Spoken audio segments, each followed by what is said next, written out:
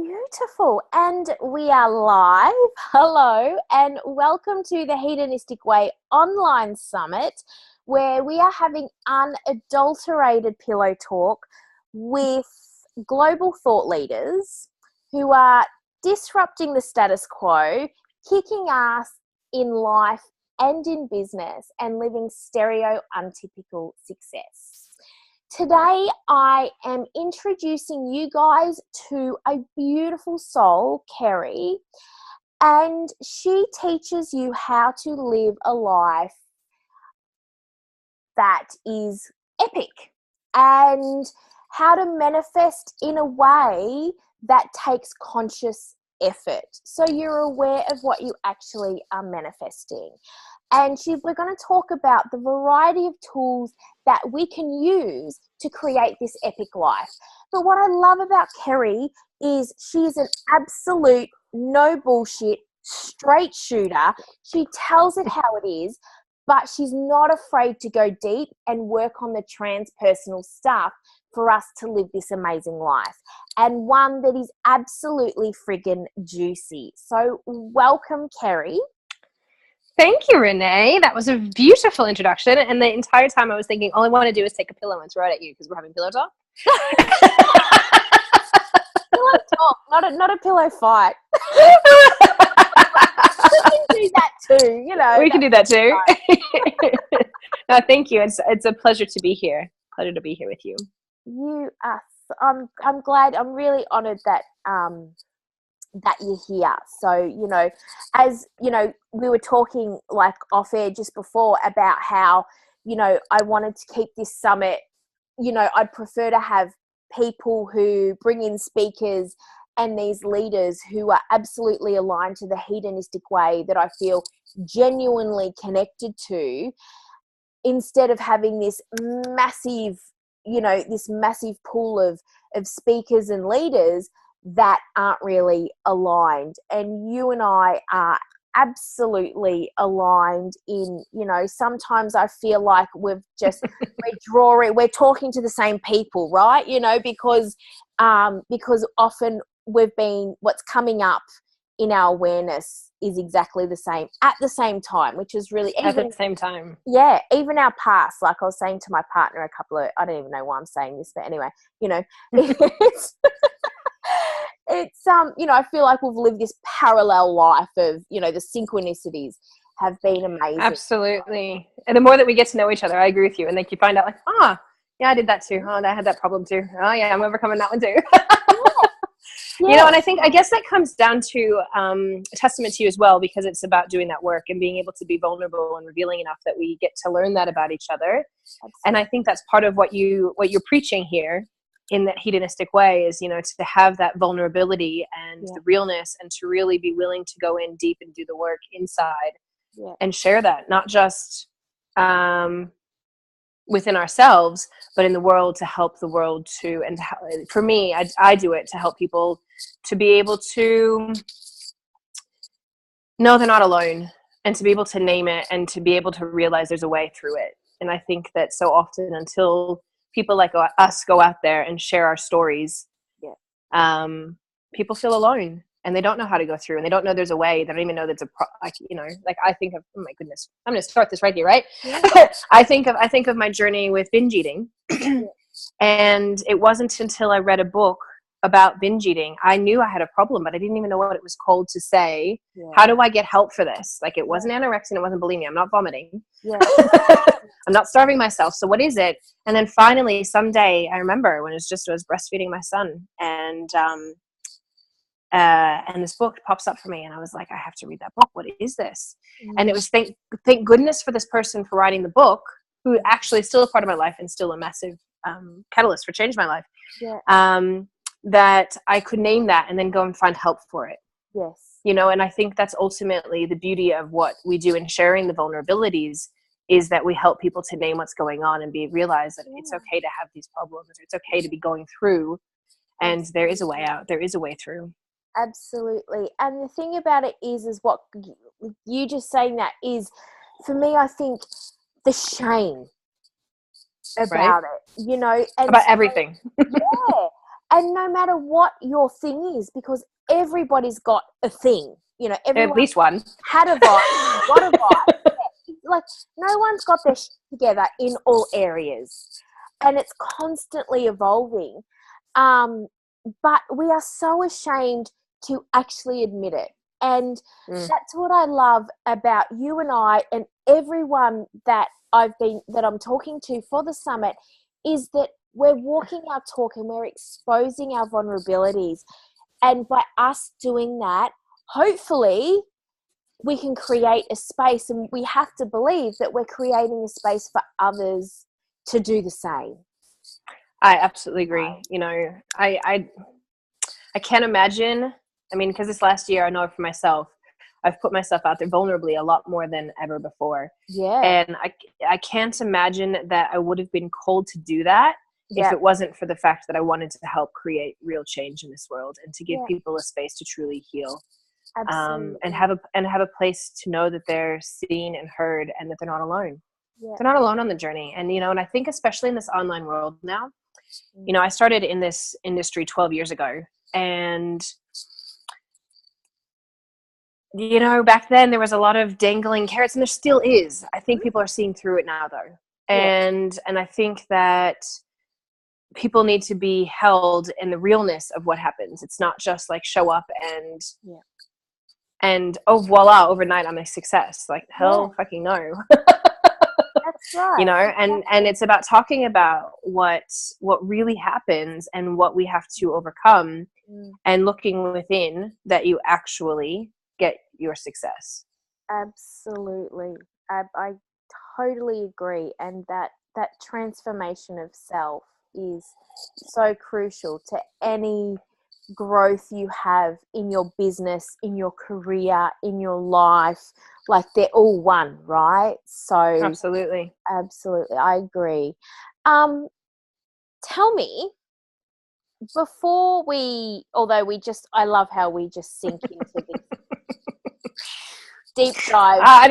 We don't know how to do it differently. That's it. But I want to know, what is your nickname?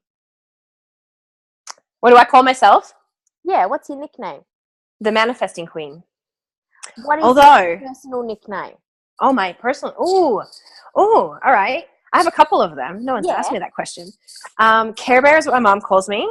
Care Bear. Or Bear. Yeah. Or Bear. Yeah. Which is funny because when I started doing my shamanic training, to find my spirit animal, my medicine, the bear kept coming through, and it took me a year to accept it. Yeah. And it's a long, funny journey. But finally, one of my friends was like, something else showed up for me, and she's like, Keri.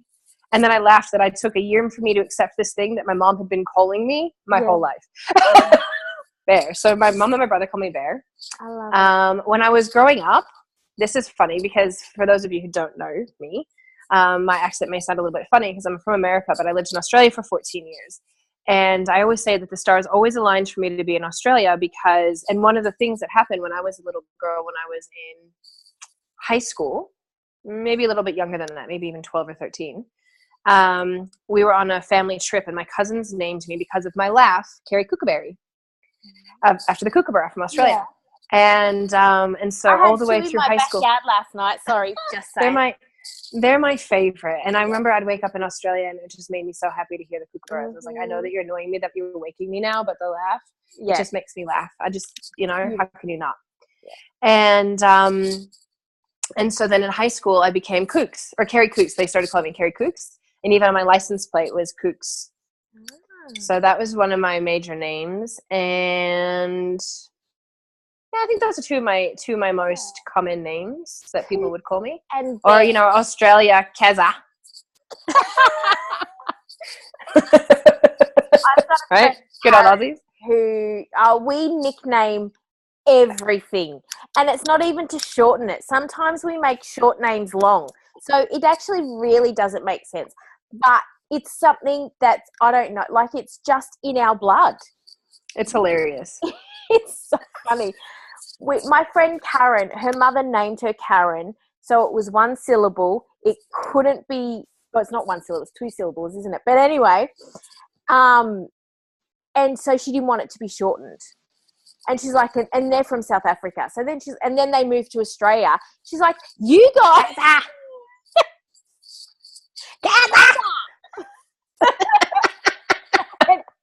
but because they will move from South Africa. So it was Corin. So when she moved to Australia, it was Corin, but then Australians, just everyone in school just couldn't say Corin, so it was Karen. And then from Karen, people started to call it Kaz. So now to my girls, she's Auntie Kaz, but which is nothing even close to her name. But she hated it. But she's like, you guys are the only people that can get away with it.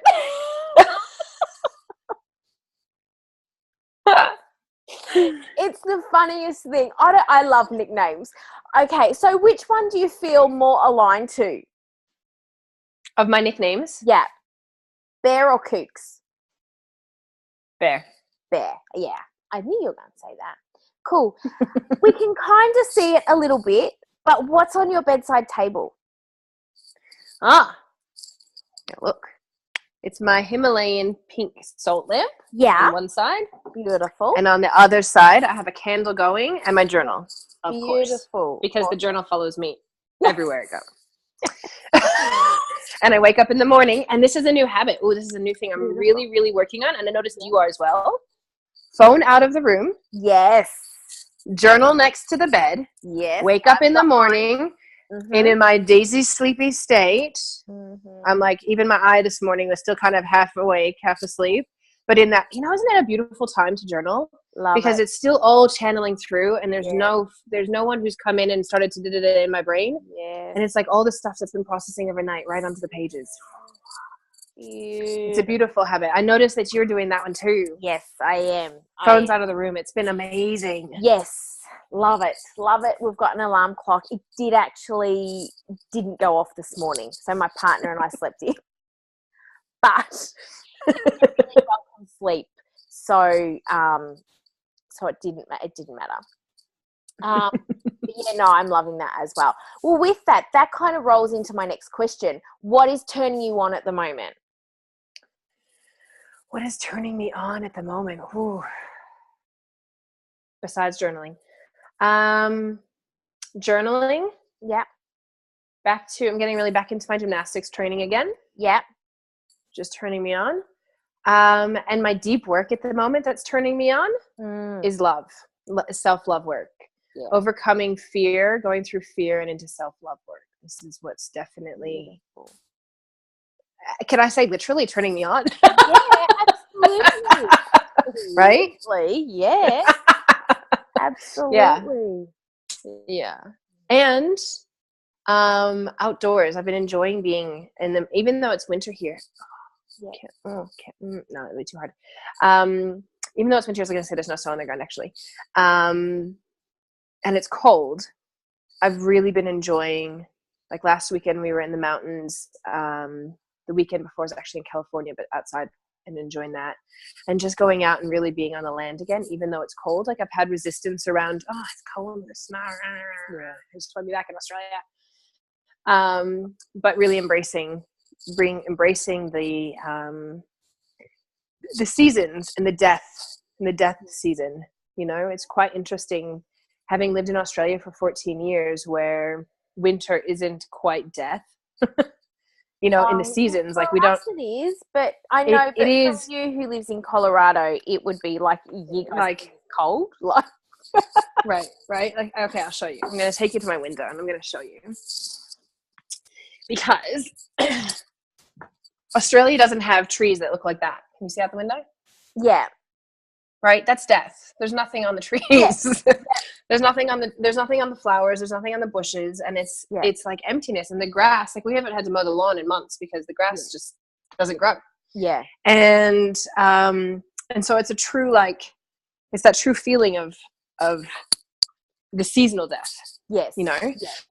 And so to really, and going deep with that work, right, to really embody the letting go process and the death of the ego part of us that doesn't serve us, And so it's a lot of what's been coming up in that fear stuff and letting go of that which doesn't serve. And it's such a beautiful, I say, it's reminding me to embody it as well.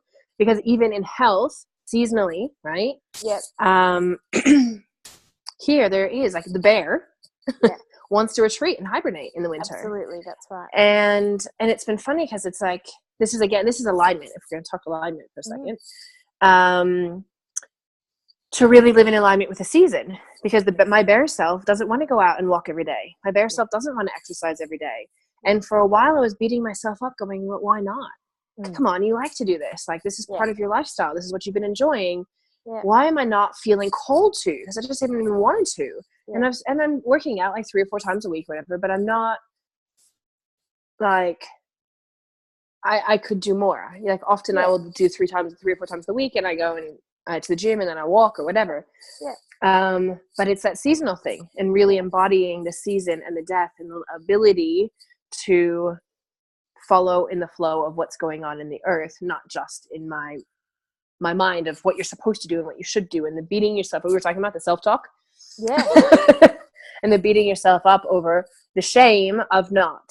Yeah. Right? The shame. It's not, I'm ashamed that I didn't. Well, no, it's just I didn't because I didn't feel like it. Yeah. And so that's been an interesting process at the moment it's our first full year in the States. Yeah. So it's the first full year in cycles for 14 years that we're going through the whole seasonal thing. And it's been interesting to really embody the seasons in a different way, because it is different in Australia. It is different. Yeah. Even though, yes, it is winter, it is different. Yeah. Yeah, absolutely. Absolutely. That's cool. That's beautiful. I'm glad that, and again, it's full circle, so, which is nice. Oh, and this other thing I'm really excited about. Yes. OMG. I am going, this is going to feel very vulnerable to say. Yes. But so in my shamanic work, something I've wanted to do for a while has been... Your sound's just breaking up, Bella. Ceremony with plant medicine. Sorry, I heard plant medicine. Can you hear me? Yes. Yeah? Yeah. So to sit in circle and to do some of that work. And so just before, literally like 5 minutes before getting on this call, I put in my deposit. This is totally lighting me up and totally exciting me. Yeah. To go do my first ceremony in Sedona, which is like, if you haven't been, to anyone who's watching this who has not been to Sedona, get your butt over, skip LA, skip this silly concrete world that it is, and get your behind to Sedona. Because if you're watching this, you will feel like it's like the energy center of like America amazingness. And they talk about the energetic vortexes there, and holy dooly, I thought it was a whole, I'm into energy, and I thought it was like, yeah, whatever. And I went, oh my God, I was just like, yeah. So anyway, I'm really excited. So now I'm going to go and do this ceremony it's called Kambo in Sedona next month. So this is very exciting to me as well. Awesome. That's exploring new depths of the soul and reconnecting to soul. Beautiful. Now, you have really been navigating through these deep waters at the moment. You really want to embody and encompass who you are, and combining that with what you learn. What are the key lessons and questions that you asked yourself in and around that? In and around embodying what I learn? Yeah. So taking everything that you know and combining it with everything that you learn, it's been, and as you were just saying, like, you have been exploring and you've been going deep, the past kind of, 12 months really. What questions have you been asking yourself? And what have you been exploring in that? So what are the key lessons that you've learned in that while you've been doing that? Okay. So one of the first questions that brought me into a really deep place of love, which we were just talking about, was, and it's not a question now per se, like I feel like I'm kind of moved through that question, but still pops up sometimes, But it definitely was an introduction for me, was how can I like somebody I don't love? I mean, how can I love somebody? Sorry. How can I love somebody I don't like? So there's people in our lives, and I'm not going to say who, but there's maybe family members or very close people that you can't get rid of in your life. Yes. Well, you could, but it's a bit more challenging. Yeah, especially, absolutely. Yep. Right? Like family is family. Yep. And when they don't treat us very kindly or how we want to be treated, how can we like them? How can we love them even if you were my friend, I wouldn't have you as a friend. Yes. Right? Yep. And so it opened up this whole conversation, because I was like, just because I don't like this person doesn't mean I can't love this person, and this person is going to be in my life. And it was really an opening to healing. And what I've discovered most recently about it is that it was never about the other person, it was about me. And the journey, this is what I was saying, has been to that self-love place, because all that person was doing was reflecting me. And I will actually go to say there have been a couple people in my life that have done such deep reflections of me and how much I was hating on myself that I saw it in them. And then I wanted to blame them and not like them, but really I was the one treating myself so badly. I was the one who was holding judgment to myself. I was the one who was doing that. And they were just reflecting that to me. Yeah. And it's a big journey. It's a big lesson, and it's a big owning. And I say that because to anyone who's watching, the people here would probably be open to that thought process. Yes. When you can move through that, and when you can truly find love for that other person, ultimately you're finding love for yourself. Yeah, that's right. And the more that we find love for ourselves, for me, it's been such a huge release and an opening and freedom. It's a freedom, because all of a sudden I'm not carrying all that baggage with me, and the anger and the resentment and the feelings that go inside that actually, when we talk about manifesting and vibrationals, right? Yeah. That kept me at a lower vibration. Yep.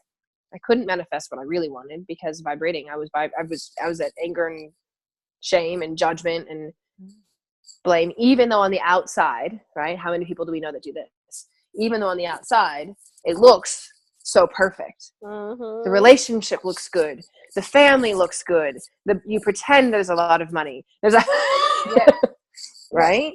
Oh, I'm really healthy, but in the background, I was binge eating, right? And there may be a lot of money, but the happiness underneath that, or the control, there's a lot of cracks. That is absolutely, that's right. And there's so much punishment. Yes. Punishment. And it's for ourselves. Yeah. It's for ourselves. And I think that, I don't have proof. I've kind of been open to this, like this thought process, and this question is, do people who have great success, does everybody come to the point of self-love? And I look at, so there's a lot of people who do have, I mean, we could talk about the president of the United States, right? Yeah. And he's had a lot of success, and he's had a lot of failure as well. Yes. But like, does he get to the point when you have that much success that at some level he had to fall in love with himself, right? To continue the level of success higher. And I don't know the answer. Yeah. I don't know the answer yet, right? Yeah. Because there's a lot of, I'm going to say, like, some people will say that there's, that when you have money, this is a thing I hear all the time, that when you have money, that money is evil. People with money are assholes. People with money are bad. Yeah. Which of course they can be. Yeah, exactly. Of course they can be, but so can people who are poor. Exactly. That's it. A broke person, someone who has no money, can still be a jackass. Exactly. So, but I wonder though, like, do the people who have, and it's a question I'm like pondering and like opening to, the people who have true wealth and true success, do they have a level of love that they've had to go through to get to that place? Or can you just muscle your way to the top? And will you keep that money and that wealth, or will it fall apart somewhere else? And like, there's a part of me that's like, there's got to be cracks underneath somewhere else. Yeah. Maybe there's no loving relationship. Yeah. Maybe they're alone. I don't know. Like, I don't know the answer, but it's kind of something that I'm like, I wonder. I wonder. It's a nice thing to ponder, isn't it? Like, and that is what, and that is why I love the hedonistic way so much, is because wealth and success and happiness, to me, are embracing every single element of your life. you know, so they all feel good. And I know that, you know, you and I are marching to the same drum here, is in that is we can't show up authentically and be ourselves if we know that we are not coming from the most self-honoring place in that moment, no matter what that looks like, you know? Absolutely. And something that Andrew actually said the other day is about don't mistaken confidence for self-love. Yes. You know, and I loved that. Because you can put a hard exterior on and be Exactly. falling apart inside. And I know I've been, you know, when I started business, I certainly put a brave face on, got on stages, did my speaking, and had butterflies like none other. Yeah. Absolutely. I might have looked confident. What do they say? Fake it till you make it, right? Yeah. Yeah. But I think, and I guess for me, when I look at the impact on, and for me, my level of success is on impact and helping people change their lives. And my level of impact, I feel, has grown so much since I've become more vulnerable than when I was with a, I'll only show the parts that I want to. Yes. And I still only show that. I mean, there's still stuff I keep to myself, obviously. Yeah, but like, and that's it. But it's still always, I mean, and it was always me, because I can never be anyone else. I never could. Yeah. But there was definitely parts that were like, you know, I'm only going to share the businessy side. I'm not going to share what's really happening in my relationship. I'm not going to talk to you about the fact that I'm binge eating behind the scenes. I'm not going to, you know. Yeah. And so it's when you start to get more and more vulnerable with it all that I think the greatest impact is created. Absolutely. And the most openness to bringing change to other people by being yourself. And I think that I think that's how we truly leave a legacy. Exactly. Absolutely. You can't make true change, I don't think, if it started on the basis of half-truths or, you know, anything that isn't real for you, right? You know, and I think that's why what we do matters so much. Because, you know, it is from that space where, yes, you know, there's still stuff that we will continue to learn, and there's still stuff that's going on perhaps that we don't air all the time, but we don't need to, you know. But as long as when we do share, and we share vulnerable in a time that feels good for us, and to honor and accept that, I think that there's a real beauty in that, you know. That's what I love about spoken word so much, is when I did spoken word last year, I did a course with Felicie Malay, and it was funny, is everyone in that, there was this process that we did where we shared with each other what we've learned throughout, at the end of the course, what we actually learned. And something that a lot of people said to me that they didn't actually know that other people had said was, you gave me hope that even the most confident people are still vulnerable. I didn't realize that was the mask that I went in with, because I was scared as hell of looking like a dickhead. Especially spoken word, it ain't easy. Yes. I listen to you do spoken word, and I'm like, wow. I mean, to me, it's an inspiration to watch you. I think it's so powerful in seeing you show up in that. And so, yeah, I totally hear what you're saying. And of course, I mean, if I went in, and you have to be vulnerable, but that was a mask. Her confidence was a real mask that I can easily slip into, but behind the scenes, you know, it's not always the case. But the more vulnerable we are, the less masks that we want to wear and need to wear, which that is a beautiful thing.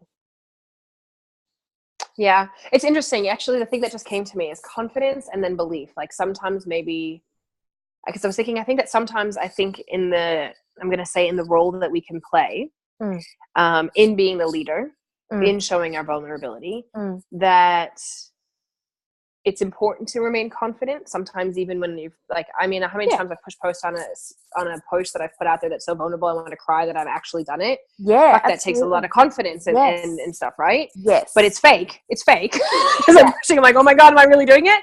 But I think more than confident, it's the belief.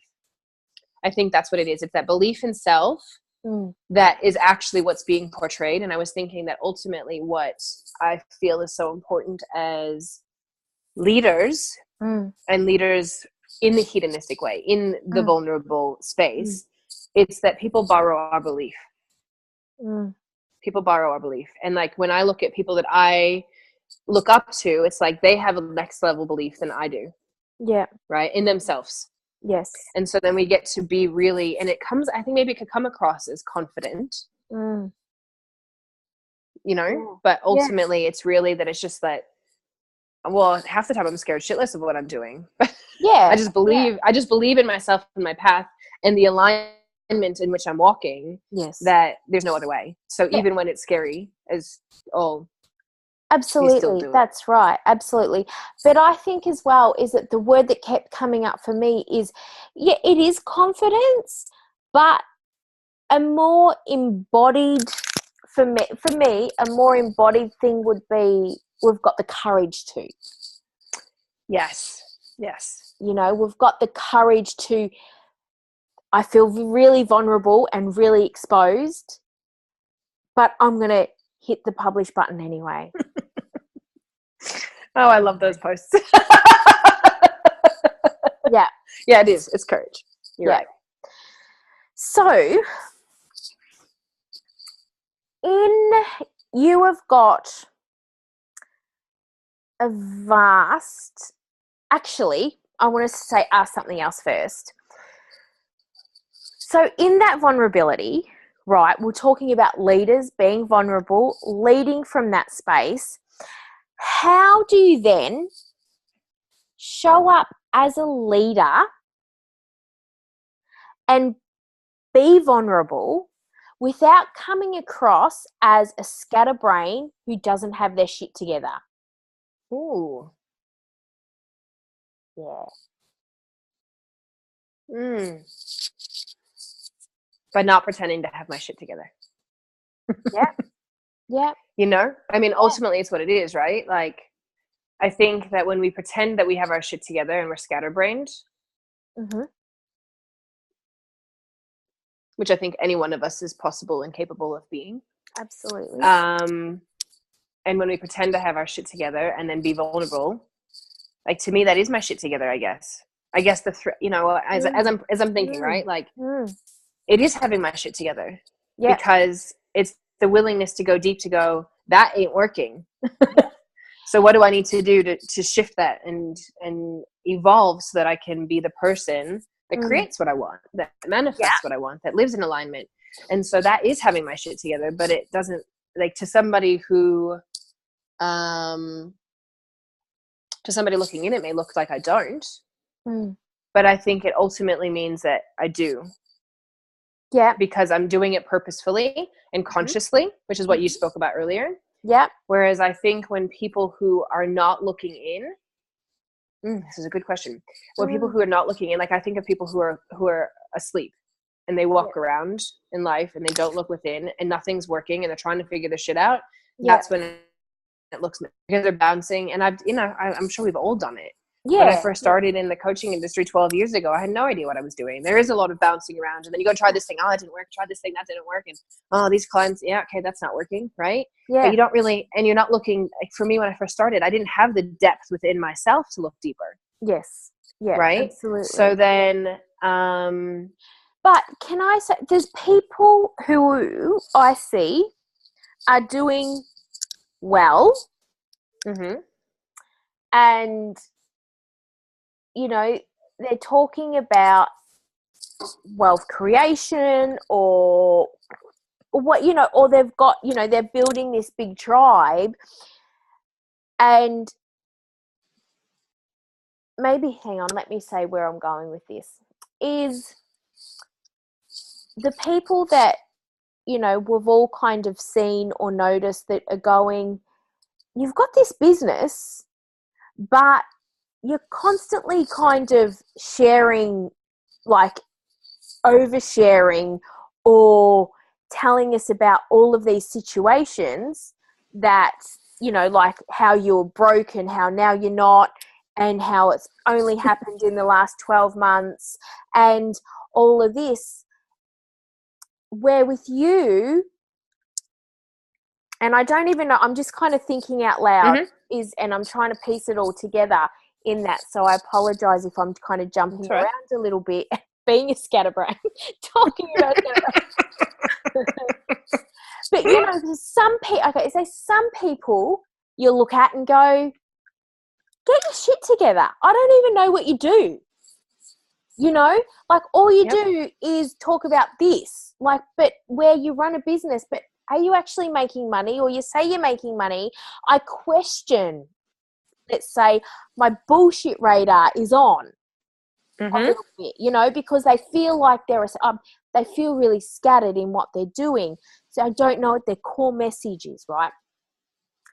But with you, and I think that's what I'm trying to get, let's open this up now, is because like for us and for everyone listening who's going to be listening a part of this summit and the hedonistic way, is how do we lead with vulnerability in a way that is courageous but also clear and direct, and we've got our shit together?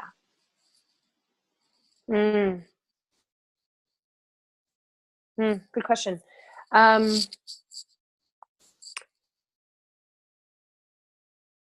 The thing that keeps coming to me is by speaking your truth.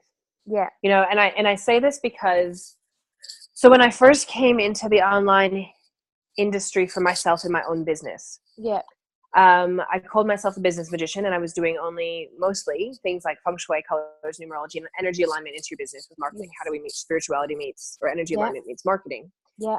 And when we took off overseas for 4 months and then decided to do the overseas international move, totally unprepared for, it was all too much for me to actually keep my business going. So I just shut the doors. And I had a couple of things going on very slowly, minimally, but it was like, I did not have the energy for all of it.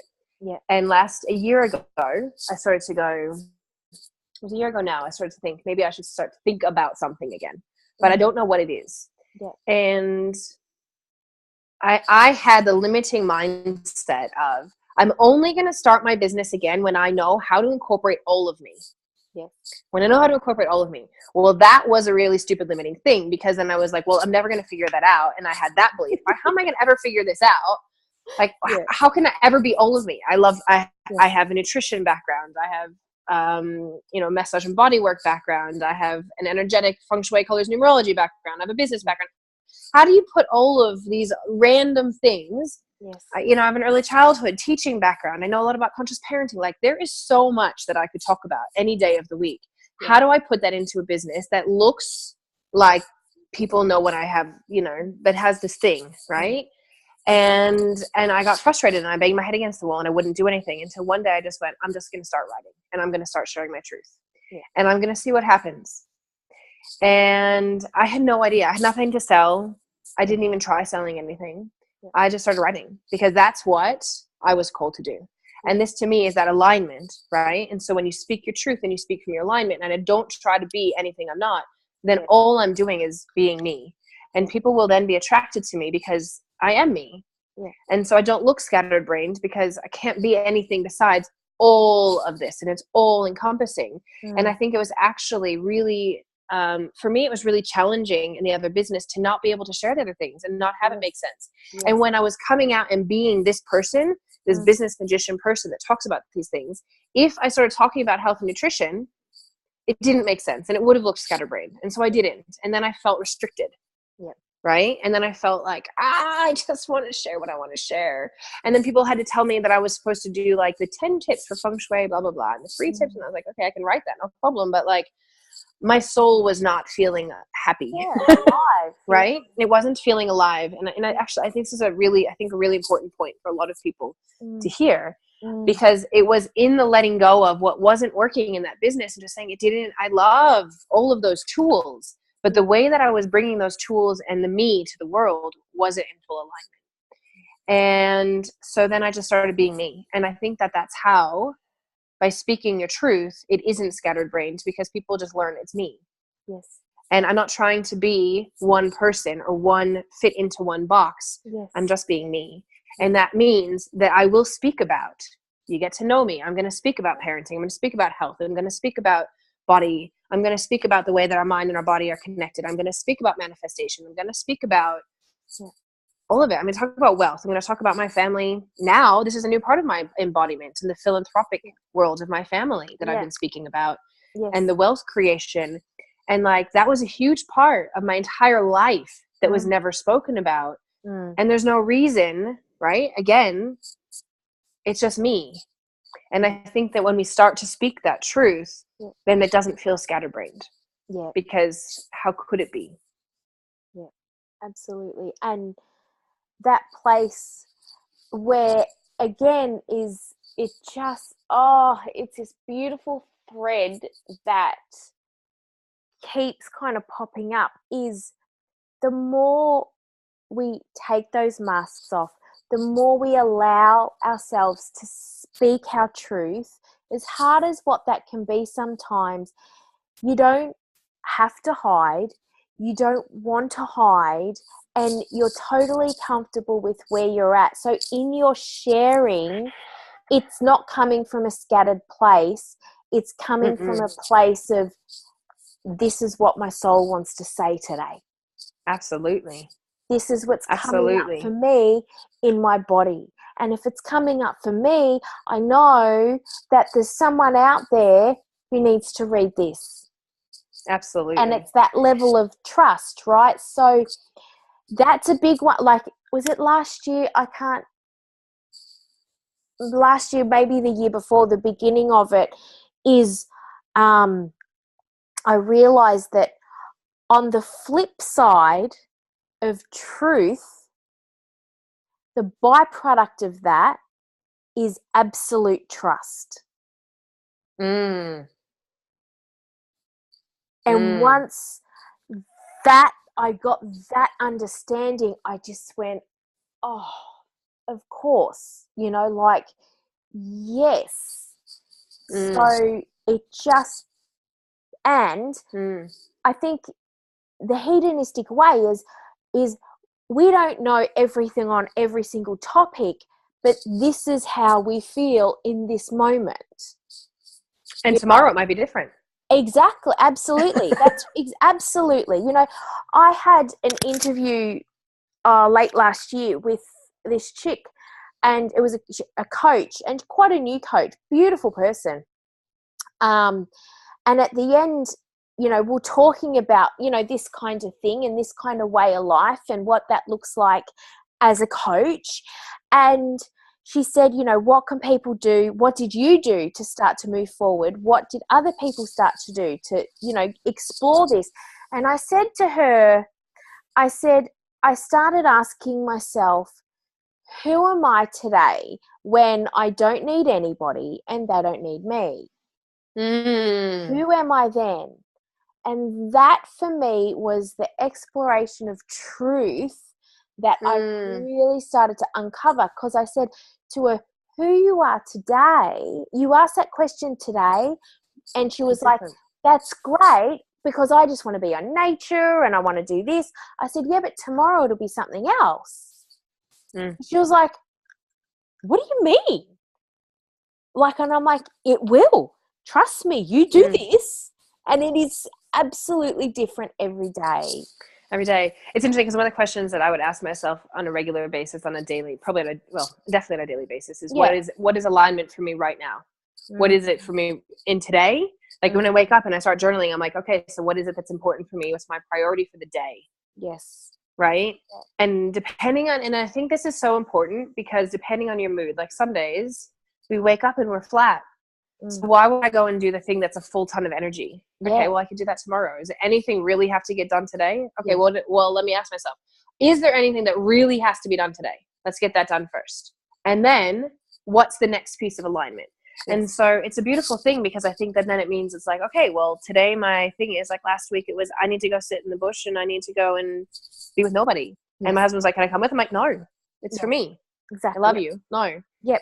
And then tomorrow it could be, yes, let's go for a bushwalk together. Yeah. And and today it was, I need to sit in bed until noon and I need to journal and I need to write, because that was where I was at. I had so much coming through me. Yeah. And then I got up and I had a really great clean, and and then I sat down and I spent a couple hours doing all the little details of the day that had to be done. And it's amazing, you know, how fast then you can get those things done, because you gave yourself the time to do the stuff that's really within you. Yes. You know, and I was actually thinking today, I was like, God, I really feel like today I could just sit and do mind work all day and listen to really cool, you know, mindset videos or sit in my journal or write. And I had so many things. I was like, I don't want to get on a live and all these, you know, like that's what I was feeling today. And so I gave it to myself. Yeah. And I think that is so important, because other days I get up and I'm like, all right, I've got this. I've got content to do here, this, and and I'm a goer on those days. That's right. Right. Yep. Absolutely. And that's how it is. And so I think it's really important it's the same thing as what you're saying is, who am I today? Well, what is my aligned action right now for the way that I feel and who I am being today? And I think that from that space, then you're never banging up against things that don't feel good to do, and then beating yourself up because you're like, I didn't get it done today. Well, no, you didn't get it done today. Yeah. You know? Yeah. Because you weren't supposed to. Yes. And then you can feel shame around that or whatever, right? Yeah. And then you can go journal that. I could spend my whole day in my journal. Thankfully, I don't, and I actually go get shit done. Love it. And that is there's a couple of things there. I want to go into your business model around that and how you created a business model around that. But first, I want to just add to what you're saying there is Monday, Tuesday this week, I think it was Monday, I had this, I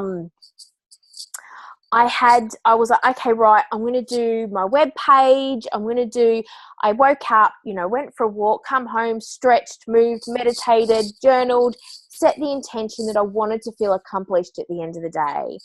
I had it in my mind that I was going to do my web page for the summit, but I went to my computer and I went, 2 poems just flowed. And I was actually halfway through one poem and I started another poem and then went back to the other poem, but it just went and it just flowed. I wrote 2 emails to my community. I did 2 Facebook Lives. I did 2 loads of washing, and it was all these things. And I'm like, I love that when you shared that, your balance. My balance, right? I thought of you because I didn't realize it had happened in 2s. And then when I wrote it down, I went, because for those of you who and then we're in the month of February. Yes. And it's my personal year, number 2. So I was like, for me, it was just a little sign of, to trust that, you know, I felt absolutely productive and accomplished at the end of the day. Did I do what I thought I was going to do? No, I didn't. Yesterday afternoon, one of my interviews got rescheduled. And then I was like, oh, okay, what am I going to do? Because then now it's this afternoon. And I'd already blocked out that time to kind of do other things. So I went, okay, just lay down, tap in. What do I feel like doing? And then, so this thing, and it's a part of this, a part of the summit, it's been floating around my head for probably about a week to 2 weeks. I've got to do this. But how am I going to piece it together? And then I went, did it in about 15 minutes. Right? 15 minutes. I've been thinking about that bugger for 2 weeks. Yep. You know, it's funny. I have a person who I know is a copywriter, and I remember he used to say that, like, if someone were to look at him when he was going through his day and he's writing copy and people are paying him, like, he's like a, you know, $50,000 for a sales letter type copywriter, right? And he's like, I could sit there for 4 hours and not write a thing. Mm-hmm. And then I sit down and I write it. He's like, because I have to let it all play around in my mind, the whole thing. And I like, and it's, you know, poetry, our messages, it's an art form. And it doesn't just come because it's like, I sit down and it's like, I have to write now. It's like, no, it's all bubbling. And then it just is like, yes. And it moves through you. And all of a sudden, like, people ask me, how long does it take you to write those? I'm like, sometimes 15 minutes. Yeah. Because when it's ready and it's got to come out. And it's like, I mean, it has to be pleasure, right? It's like an explosion. It's a release. And when I have it written in days, it's like, man, where is my release? I'm like jonesing to get it out because it's all this stuff bubbling, waiting. And so it's like what you were just saying, like, it can bubble for 2 weeks, but then it's like, but you can't force it to be there when it's not. And you just got to trust that process. It's like, just trust, like, by the time I need this to be here, it will be here. And there are times, and I'm sure you've probably done the same, that I've had to go into trainings. And like this week I did a training for my Manifesting Mindset Bootcamp. And the training was on forgiveness. And it had been bubbling in my mind, like, what am I going to do? And even I went to the gym that morning. I was like, what am I going to do? The call was at 3, and at 2 o'clock, I was like, okay, Keri, what am I going to do? Come on. And in like 30 minutes, there was the PowerPoint all rolled out, ready to go. And I was like, thank you very much. Right. Because like I knew it had all been bubbling along, processing through. And it's like, sometimes we put so much pressure on like that. We have to do it now because we said we would do it now. But if it's not ready, then it's like 6 hours of wasted time of you sitting and staring at a computer to get done what isn't done. And sometimes I love that, like that pressured. I was like, I'm going to give it's going to be okay. I'm going to sit down at 2 o'clock. And it will all be ready because I knew it would be. It's just it wasn't going to take that long if I didn't. We give it enough time, right? We give it the time, we let it give. Exactly. Right? Exactly. That's right. And the reality is that for most of us, and as we get into any of these trainings, the reality is that I could have done it all without a PowerPoint and just sat there and spoken of forgiveness for hours, right? Yes. Yeah. And so when you release that pressure off of ourselves, right? When we release that pressure off of ourselves, then it's like, just again, it comes back to just show up and be me. And if I'm being me, then there's nothing that I ever have to worry about because it's all within me. So even if I'm delivering 2 hours worth of content, like, what do I have to prepare for? It's here. Exactly, that's right. And that's